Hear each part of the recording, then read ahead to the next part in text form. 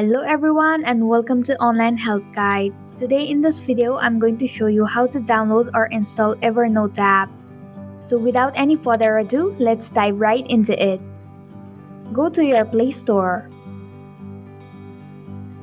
Tap on the search bar and type in Evernote app.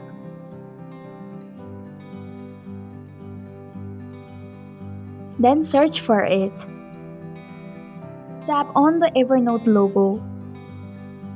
Then tap on the install button to begin the download process. It will take a while to download the app.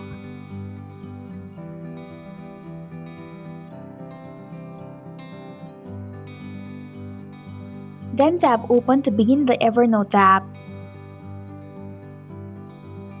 And this is how you can download or install Evernote app. Thank you for watching the online help guide. I hope this video was helpful. If it was, please hit the like button and comment if you have any questions or feedback. Also, if you are new to our channel, please subscribe and hit the bell icon so that you don't miss our upcoming videos.